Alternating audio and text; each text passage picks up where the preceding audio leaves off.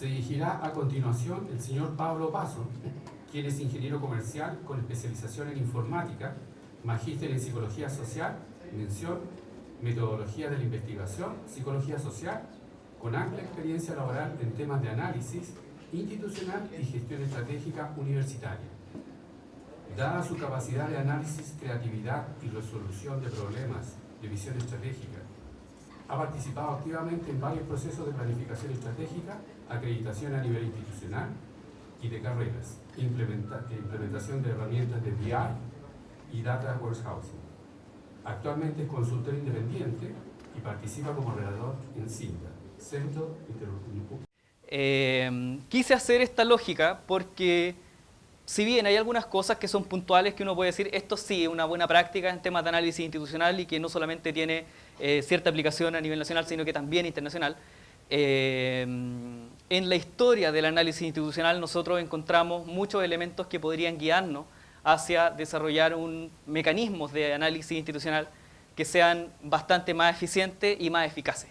Entendiendo que no hemos evaluado, no queda más allá que el discurso de que yo digo que es buena práctica. Pero si no tiene un resultado asociado, obviamente nos quedamos en el discurso nomás. Se deben identificar elementos medulares de la función, la cual se implementará la iniciativa, hay que tener conocimiento del marco organizacional, el cual se integra, y obviamente tiene que haber un compromiso en el éxito de esta buena práctica. Son elementos medulares. Pero bien, entremos en el tema. En la historia de análisis institucional, yo he visto que hay muchas prácticas que son sumamente interesantes de reconocer, porque en la historia no solamente es historia, sino que también es evolución. Nosotros podemos ver, y la experiencia internacional es bastante más amplia que la chilena, cómo han cambiado las cosas y cómo se han ido generando las condiciones para realizar análisis institucional, y cómo esto contribuye a que no solamente la institución, sino que los sistemas universitarios se hagan más competitivos y se hagan de mejor calidad. Por lo tanto, la evolución es un elemento clave y es algo que sucede rápido, desde el primer teléfono móvil hasta los teléfonos móviles que estamos viendo actualmente. Muchos de ustedes probablemente ya hablan por teléfono con un reloj. Bueno, aquí yo les presento, no sé si habían visto, es el primer teléfono móvil que existió en el mundo.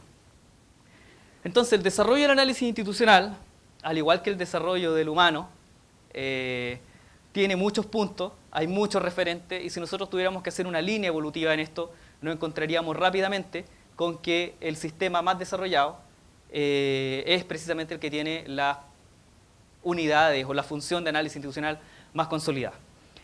Estados Unidos y Canadá en primer lugar, Australia y Europa, Asia, Sudamérica y Chile, y otros países. Eso yo creo que estamos todos muy de acuerdo en eso. A nivel latinoamericano nosotros todavía estamos dando un poco tumbos. No es claro cuáles son los procesos que nosotros estamos llevando a cabo sistemáticamente y que podemos decir que contribuyen a los temas de análisis institucional. Por eso estos monitos están así como buscando para dónde me voy. Pero en un trabajo en el que me tocó participar respecto de la evaluación de las condiciones de análisis institucional en Latinoamérica, que son parte de un libro que se publicó a principios de año, el primer libro que analiza los temas de investigación institucional a nivel mundial, me tocó participar en el capítulo de Latinoamérica y vimos algunas cosas que estaban sucediendo en distintos países latinoamericanos, principalmente en los que uno encuentra más información. Hay otros que son bastante invisibles, pero analizamos algunos y vimos cuáles eran sus características. Básicamente, las unidades de análisis institucional que no tienen la misma denominación en todos los países latinoamericanos, como elementos estructurales tienen la generación de información oficial, estudios de carácter un poco más avanzado, análisis presupuestario, información por organismo externo, evaluación de plan estratégico y otras cosas también de carácter burocrático como la entrega de información para los procesos de acreditación o el accountability para el sistema de financiamiento ministerial, etc. Pero también hay otras que tienen un poco más de sofisticación, donde el apoyo a la toma estratégico-táctica es un elemento central, más allá de todo lo que tiene que ver con lo burocrático, sino que es una integración formal, una integración concreta y real en los procesos decisionales. No es solamente la entrega de información, sino que la información es parte de un flujo decisional.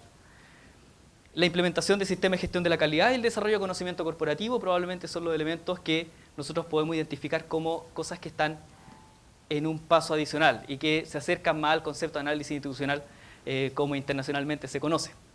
Cosas buenas y cosas malas, la digregación de los esfuerzos de análisis institucional, falta de sistematicidad en el desarrollo de los procesos de análisis institucional, cosas que no solamente se ven en Chile, también se ven afuera. Falta integración de los procesos de toma de decisiones y para mí este probablemente sea uno de los más importantes, más allá de todos los demás que son, bueno, lo bueno, conciencia, relevancia del análisis institucional y disposición a desarrollarse y aliarse, cierta disposición. Al menos tenemos ganas de aliarnos, pero en Chile tenemos avances mayores en los temas de alianza de análisis institucional, comparado con la gran mayoría de los países latinoamericanos. Pero este punto a mí me llama especialmente la atención y creo que es un elemento medular para empezar a entender el análisis institucional desde la perspectiva de las buenas prácticas. Hay una cosa que es central. Si análisis institucional no está integrado en los procesos decisionales, obviamente va a ser una unidad bastante decorativa y burocrática. Va a responder a lo que tiene que responder. Hay que mandar esto así es, lo mandamos, hay que mandar al ministerio, lo mandamos, esto hay que hacerlo para la acreditación de la carrera X, la hacemos, pero de ahí a ser parte real de un proceso decisional que está orientado a mejorar distintos aspectos de la institución, eso todavía no se da en toda la todavía no se da. Y eso no solamente tiene que ver con un tema formal de generar instrumentos que contemplen la información como un elemento central, sino que también tiene que ver con la cultura de las instituciones y con los estilos de liderazgo. Por lo tanto, vamos a entrar también a esos temas después. Norteamérica es el país que tiene, bueno, Norteamérica, Estados Unidos y Canadá, que han funcionado muy de la mano en este ámbito, es donde encontramos una unidad de análisis institucional más desarrolladas del mundo. Todos sabemos, y se llama Institutional Research. Nosotros en Chile es el único país de Latinoamérica que utiliza el concepto de análisis institucional. No hay otros países. Uno encuentra oficinas de estadística, oficinas de distintas cosas, de información cuantitativa, de oficinas de planeación, pero una unidad central que maneje toda la información corporativa de distintos ámbitos de la gestión, eso se da en Chile y tiene una denominación que es análisis institucional. En Estados Unidos se llama Institutional Research. Nosotros hemos adoptado más o menos el mismo modelo. Y esta función de análisis institucional tiene muchos años, casi un siglo ya, en Estados Unidos, y se ha centrado en su evolución en tres grandes elementos. La investigación multiinstitucional, los estudios internos y las encuestas. Ahora vamos a ver, yo creo que aquí vayamos viendo dónde puede aparecer buenas prácticas y cosas interesantes para nosotros. Estas son las distintas líneas evolutivas y vamos a ver qué cosas se han ido dando en distintos momentos relacionados con la evolución del análisis institucional. Se ve poco, yo creo que atrás no deben ver nada. Pero bueno, voy a decirla. En el año 1700 se identifica el primer estudio que uno podría considerar como un estudio de análisis institucional, porque no era un estudio científico en rigor, sino que era un estudio orientado al mejoramiento de un proceso de gestión. Fue el análisis de estructura orgánica de la Universidad de Yale en el año 1701. De ahí en adelante hay varios estudios más, pero a principios del siglo XX es cuando se empieza a identificar más formalmente alguna actividad de análisis institucional. Cuestiones sumamente importantes es la creación de la Asociación de Análisis Institucional Norteamericana en el año 1965. Es la red de análisis institucional más antigua del mundo y ya tiene 50 años de historia. Otro punto que a mí me interesa, que creo que es muy relevante recalcar, es aproximadamente en los años 30, 1930, se hace un estudio de encuestas en Norteamérica. ¿Y cuál era el propósito de esto? Era verificar cuántas encuestas habían en las instituciones que estaban haciendo este tipo de estudios. Y se encontró que eran cerca de 100 encuestas distintas. Luego de este estudio, en este contexto de las universidades que participaron del estudio, decidieron generar encuestas estandarizadas. Una encuesta que evalúa elementos puntuales y que construyen en conjunto varias universidades. Esto fue probablemente una de las primeras instancias en las cuales la coordinación de un grupo de universidades fue generando productos que iban a tener impacto directamente en gestión. Ese era el propósito. No eran investigaciones de carácter científico, sino que eran derechamente, de hecho, las primeras encuestas eran para evaluar ambiente en el campus o sensación de satisfacción de un estudiante con los procesos docentes, los procesos administrativos, etcétera, etcétera. Y estoy hablando del año 1900, mediados de la década del 30 del siglo pasado. El año 1965 se crea la Asociación de Análisis Institucional de Estados Unidos y junto con ella aparecen varias otras redes. La red canadiense, el CIRPA, la red europea, la red australiana, la red africana, que es la última red que se crea en el año 1994. La red latinoamericana no existe todavía. Hay una figura formal. El año 2011 me tocó incluso a mí participar de esa primera reunión en la cual un grupo de universidades latinoamericanas decidió hacer una red de análisis institucional, pero creo que esa fue la primera y la última reunión que se hizo con ese propósito. No tenemos red, somos el único lugar, la única área, y no estoy hablando solamente de Chile, ni de la zona central, ni norte, ni sur de nuestro país. Somos la única parte del mundo que no tiene redes de análisis institucional, y es bastante razonable, porque no hay. En el único lugar, en el único país latinoamericano donde existe la figura de análisis institucional es en Chile. Por lo tanto, ¿con quiénes haces alianzas en otros países? Y no está consolidado. Estos son procesos que están diversificados. Bueno, ¿qué pasa en Chile entonces? Bueno, en Chile vamos a hacer la misma línea evolutiva. Obviamente le vamos a sacar un par de flechas porque tampoco es tanta la historia que tenemos nosotros. Pero sí hay hitos importantes. A principios de los 90 empiezan a generarse algunas instancias de análisis institucional. A mediados de los 90 empiezan a generar las primeras estructuras de análisis institucional. Sin embargo, con más potencia, estas unidades aparecen con la exigencia de los proyectos MESESUB de tener planes estratégicos. Y la evaluación del plan estratégico necesitaba de alguna unidad que hiciera este tipo de evaluaciones. Junto con eso empiezan a aparecer las primeras unidades de análisis institucional. En el año 2004-2005 empiezan los procesos de acreditación que también exigen la existencia de plan estratégico, pero no solo eso, sino que es el primer proceso que es intensivo en la solicitud de información.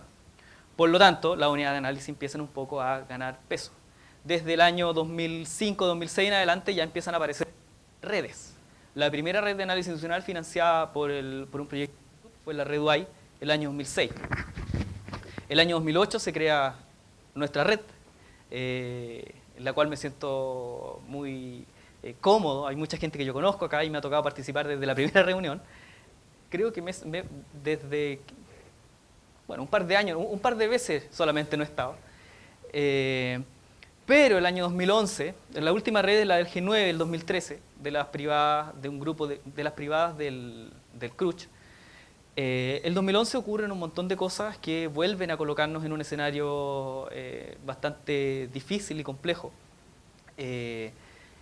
con movilizaciones que hicieron cambiar la forma de enfrentar todas las políticas públicas asociadas a educación superior. Y también en el mismo año, muy cercano a ese año, vemos los escándalos de las acreditaciones. Ambas cosas van a significar modificaciones importantísimas en las dos grandes áreas que movilizan el trabajo de análisis institucional: la planificación y los sistemas de aseguramiento de la calidad, o la gestión de la calidad, o la acreditación. Esos dos ámbitos, el año 2011, sufren un remesón muy fuerte, cuestión que todavía no ha decantado. O sea, todavía estamos jugando nosotros con las réplicas. Todavía no sabemos cómo va a ser el sistema de aseguramiento de calidad o el sistema de acreditación. Se está discutiendo, tenemos ciertas luces, sin embargo todavía no lo sabemos. Todo el sistema de financiamiento de educación superior, tenemos ciertas luces, hay grandes líneas, pero todavía no sabemos cómo eso se va a concretizar. Estamos en un escenario de incertidumbre. ¿Me ayuda con el...? Con nuevo financiamiento, nueva acreditación, y sin duda, y esto no son solamente cambios en el proceso propiamente tal, sino que son cambios de paradigma. O sea, acá vamos a enfrentar todo lo que implicaba hacer análisis institucional desde el año 2000 hasta el año 2012, 2013, 2014, probablemente también va a sufrir cambios radicales. Probablemente vamos a tener que tener un foco mucho más grande en la evaluación del desempeño del estudiante y de toda la complejidad que eso tiene. Cuestión que está bastante estandarizada en el extranjero, pero que yo estoy seguro que a nosotros nos va a costar mucho hacerlo. O sea, si ustedes revisan los sistemas desarrollados y ven cuál es el esquema de evaluación en análisis institucional, ese esquema está bastante estandarizado. Nosotros no hemos sido capaces de consolidar ninguna de ellas. Solo estamos tratando de consolidar un sistema de información centralizado al Ministerio. Sin embargo, a nivel institucional todavía no sabemos cómo enfrentamos los procesos, estos grandes cambios, a la nueva forma de hacer las cosas. Pero bueno, conceptos generales y contexto. Primero, recordar la definición. No quiero nunca desconectarme de esto. Son métodos o técnicas, las buenas prácticas, son métodos o técnicas que han demostrado consistentemente resultados superiores. ¿Dónde buscamos estos resultados superiores en análisis institucional? ¿Lo buscamos a nivel de la institución? ¿Lo buscamos a nivel del sistema? ¿Cómo la propia unidad evalúa su éxito o su buena práctica? Es un tema difícil.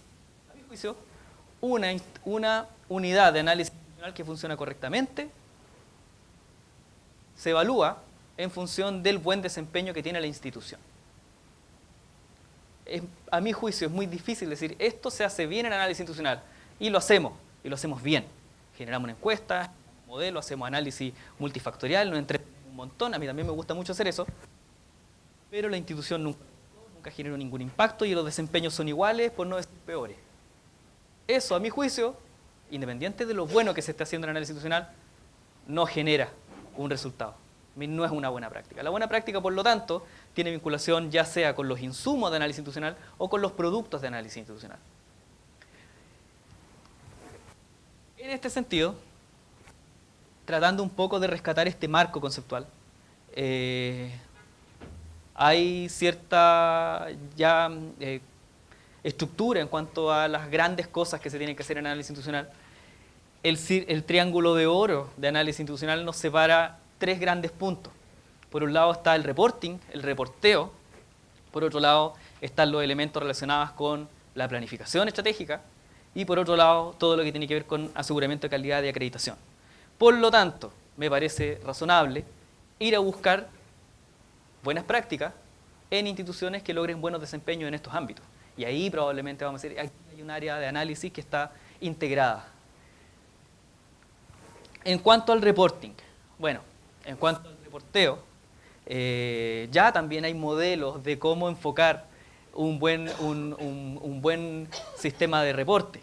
De hecho, si ustedes buscan la bibliografía básica de análisis institucional, hay un texto que se llama es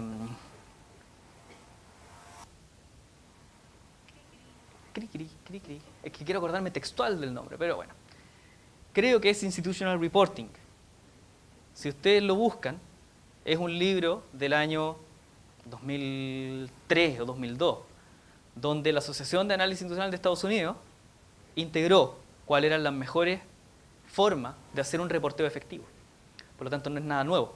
Sin embargo, hay literatura un poco más nueva en la cual nosotros podemos decir cuál es el nivel de agregación de valor que le damos a nuestros productos. Creo que ese es otro paso adicional más interesante, más allá del reporteo como instancia en sí misma interesante. El reporteo es clave. Hacer un mal reporte condiciona a tener una mala actitud frente a esa información. Pero en cuanto a la agregación de valor, podemos identificar dos grandes autores que están relativamente, tienen mucha sintonía, Goldstein y Bauer y Norris, que lo que buscan es no solamente es partir desde un reporteo efectivo, effective reporting, así se llama, effective reporting. Buscan un sistema de reporteo efectivo, pero en conjunto con eso, tratar de lograr que la información que se está generando tenga el mayor valor agregado posible en dirección a alguna decisión o alguna política que se busque evaluar. Por lo tanto, tenemos desde el reporteo más tradicional, que son los reportes estándar, los reportes ad hoc, y algunas consultas estandarizadas en los sistemas de inteligencia de negocio, hasta los modelos predictivos, los modelos de extrapolación o análisis estadísticos de mayor sofisticación. Todo esto en la lógica de la evolución de un reporteo tradicional a un reporteo un poco más sofisticado. Obviamente todo esto cobra sentido en una institución que considera la información como un elemento clave en la toma de decisiones. Si nosotros hacemos los tremendos modelos y nadie nos pesca, en realidad da lo mismo. Da lo mismo. En el segundo punto de este círculo, de este triángulo de oro del análisis institucional, tenemos la planificación. Este modelo es un modelo es un marco general de la planificación estratégica, pero para mí es muy ilustrativo, que de autores chilenos, Hacks y Masluf, estrategias para el liderazgo competitivo, de que el proceso de planificación estratégica, el proceso de gestión estratégica es bastante más grande que el diseño de un plan estratégico, cuestión en la cual nosotros probablemente todavía estamos un poco estancados. Tenemos bastante debilidad en nuestras capacidades como análisis institucional de hacer seguimiento y retroalimentación de la estrategia, pero sí estamos muy capacitados y nos gusta mucho trabajar en el diseño de plan estratégico. El diseño de un plan estratégico es un primer punto, pero tiene muchas más etapas. Y probablemente análisis institucional tiene que estar en dos intensivamente. Una, en la área de diseño de la estrategia y obviamente en lo que tiene que ver con la evaluación de la implementación, la retroalimentación. Y aquí, si ustedes ven, hay cosas que nos llaman bastante la atención y que son muy familiares para nosotros. El benchmarking, la determinación de costos por actividad, tableros de control, etcétera, y todo lo que tiene que ver con herramientas de BI y otras cosas que también son de uso bastante frecuente. Y la tercera arista de este triángulo son los modelos de calidad. Hay múltiples modelos de calidad y muchas instituciones también tienen sus modelos particulares, sus propios marcos normativos en torno a la gestión de la calidad, a los indicadores que quiere, a los desempeños que espera lograr, etcétera. Más allá del indicador también con toda una política de implementación. Pero yo quise rescatar dos, porque me parece que son algunos de los que yo he visto más frecuentemente en algunas instituciones. Primero, el modelo FQM de gestión de la excelencia, que tiene varios elementos. Sin embargo, nosotros por acá nos sentimos un poco más confortables en el área de resultados, en el área de retroalimentación. Y el otro modelo es el Malcolm-Baldrige, que tiene más o menos la misma lógica, con una última dimensión de resultados y con una dimensión transversal que tiene que ver con la medición, la evaluación y la retroalimentación y la gestión del conocimiento. Y si nosotros miramos estas dos cosas juntas, al final, para efectos del trabajo de análisis institucional, es bastante irrelevante cuál es el modelo que se está ocupando, porque sabemos que nuestro rol es la generación de resultados y generar las instancias de representación de estos resultados. Pero el resultado es lo que nos moviliza en términos de nuestros principales productos. Aprendizaje, creatividad, innovación, medición, análisis y gestión del conocimiento probablemente es donde nosotros todavía tenemos mucho que desarrollar. Y están los resultados superiores, están los resultados, los resultados. Una unidad de análisis instaurada, una unidad de análisis consolidada, lo más probable es que se refleje muy claramente en los resultados que tiene esa institución. Si yo encuentro una institución que está teniendo cada vez desempeños más malos en ciertas áreas y estoy buscando en ese lugar buenas prácticas de análisis institucional, probablemente va a ser difícil de encontrar, independiente de que yo tenga los mejores analistas y las mejores infraestructuras para hacer análisis institucional. Si la unidad de análisis no está integrada a los procesos decisionales, entonces vuelvo un poco, da lo mismo lo que haga. ¿Y dónde podemos volver y encontrar esto? Vemos que el sistema norteamericano es el que mantiene el mayor desarrollo en temas de análisis institucional, seguido de Europa y de Oceanía y algunos países de Asia. Resulta que si buscamos la información del ranking de reputación mundial del año 2014, nos encontramos con que el 25%, un cuarto de las universidades que están dentro de las 100 mejores universidades del mundo, están en Norteamérica. Y las que tienen 2 dígitos son de Oceanía, de Europa Occidental Oriental, no de Europa del Sur, pero Occidental Oriental, y en Asia. Y nos encontramos de que el mayor desarrollo en temas de análisis institucional es precisamente en estos lugares. No digo y no quiero decir que la unidad de análisis es la que hace que el sistema sea mejor. Yo creo que es de arriba hacia abajo. Son instituciones que tienen un compromiso con la calidad y con todo el desarrollo institucional, lo cual usa intensivamente los productos de análisis institucional. Por lo tanto, mientras esa cabeza se mantenga con poca visión de estos desempeños superiores, lo más probable es que nosotros como analistas sigamos en una instancia bastante más burocrática que de mayor agregación de valor. Si seguimos buscando estadísticas, encontramos este mapa de la investigación donde cada uno de esos puntitos verdes que se iluminan un poco más son los lugares donde la producción científica es más intensiva. Y nos encontramos con los mismos lugares. Nos encontramos con Norteamérica, Europa, Asia y Oceanía, que son los lugares donde las unidades de análisis institucional están más consolidadas, con matices, pero incluso buscamos un poco más allá, no necesariamente con algo relacionado con análisis institucional, sino que buscamos con la competitividad de los países. Vemos que los lugares más competitivos, que son los más oscurecidos, son Norteamérica, Europa Occidental Oriental, Asia y Oceanía. Chile también está oscurecido, pero si nosotros ahondamos en ese indicador de competitividad global, nos damos cuenta de que nuestras principales fortalezas en cuanto a la competitividad del país están en la estabilidad macroeconómica y nuestras principales debilidades están en la innovación y en educación. Por lo tanto, ¿dónde está el gran ámbito que nos puede permitir hacer un país más competitivo? Están en este ámbito. ¿Dónde chocamos? En las culturas, no necesariamente en las capacidades de análisis institucional, que están bastante estandarizadas. Entonces, volvemos a esto y nos damos cuenta de que hay bastante correlación entre sistemas desarrollados y desarrollo de unidades de análisis institucional.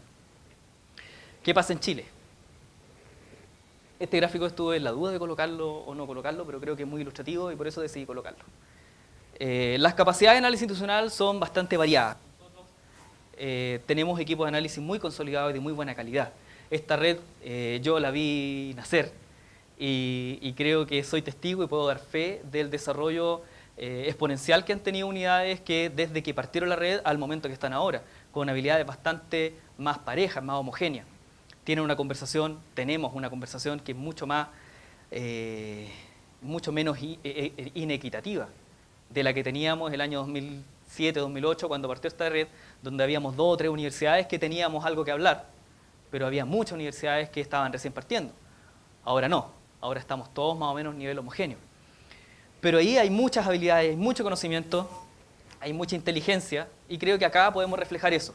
Y esto es solamente un gatillante. Acá tenemos 18 universidades. Este gráfico lo que muestra es un resultado. Es un resultado. Por lo tanto, aquí vamos a buscar un primer lugar en el cual podemos encontrar, asociado a un resultado notable, alguna capacidad de análisis institucional. Quiero que hagamos ese ejercicio. Son 18 universidades. ¿Qué es la producción científica, la variación de la productividad científica entre el año 2007 y el año 2013? Eso es lo que muestra este gráfico y eso es lo que ustedes ven en esa línea con ese número. Están las 18 universidades que tienen más de 100 publicaciones al año, en el último año, que fue el año 2013, la evaluación. Solamente se consideran publicaciones ICI Cielo, universidades con más de 100 publicaciones en el año 2013, y otros criterios que vamos a ver ahora. Hay 18 instituciones de las cuales la variación en la productividad científica entre el año 2007 y 2013 va entre un 25% y un 256%. Hay 2 instituciones que superan el 250% de mejora en la productividad científica. Tenemos aquí algunas áreas de desempeño que nos interesaría mirar. ¿Qué está haciendo esta institución que tiene ganancias tan importantes en términos de un indicador tan relevante como el de productividad científica? Pero hay muchas cosas de mejorar el desempeño, muchas formas de mejorar un desempeño. Una de ellas son las políticas. Generar buenas acciones, buenas decisiones, tener claro qué es lo que queremos y cómo lo vamos a hacer para efectos de favorecer un indicador. Y otra es con números nomás. ¿Por qué sucede esta ganancia de productividad científica? Vamos a plantearnos esa pregunta. El segundo gráfico nos muestra la variación en las jornadas completas equivalentes entre este mismo periodo. Vamos a ver diferencias del académico en 2008-2013 porque era la estadística que yo había encontrado en el ministerio, pero haciendo la analogía el indicador igual nos sirve. Y nos encontramos con que hay 3 instituciones que han tenido un incremento importante, incluso llegando al 100% en 2 de ellas, en la cantidad de jornadas completas equivalentes con los que esa institución cuenta. Y otras universidades que han tenido variaciones distintas. Y tenemos la variación en el crecimiento de la matrícula de estas instituciones. ¿Cuál es el ejercicio? Tenemos un crecimiento de la matrícula que varía, que está en torno al 10%, salvo 3 o 4 instituciones que han decrecido en su matrícula. La matrícula también está restringida, son solo carreras profesionales en planes regulares, horario diurno, modalidad presencial, que es más o menos el estándar que nosotros evaluamos para efectos de crecimiento de una matrícula. Y también creo que es el dato que es relevante al momento de contrastarlo con el aumento de la masa académica que tenemos. Si tenemos puros cursos online, lo más probable es que podemos hacer 10 programas como podemos hacer 1000 programas con los mismos 100 académicos.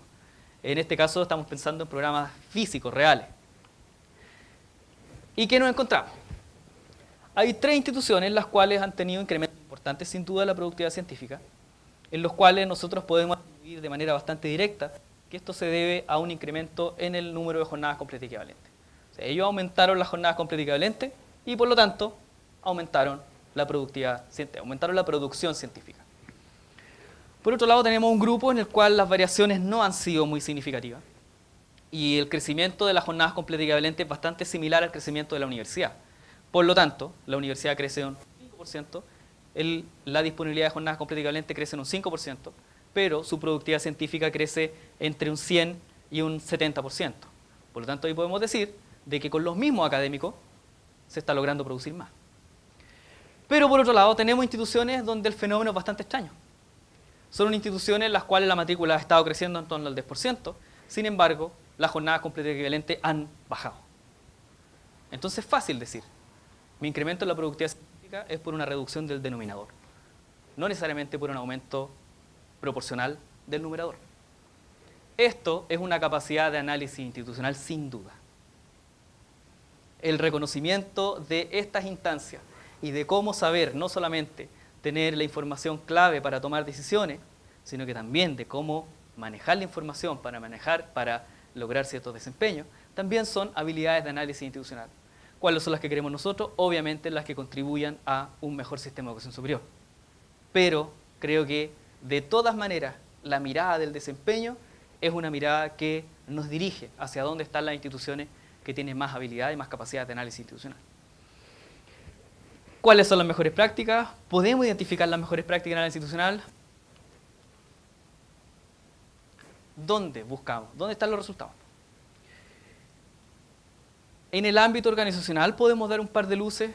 Obviamente todo esto parte desde un liderazgo que considera la información como un elemento clave.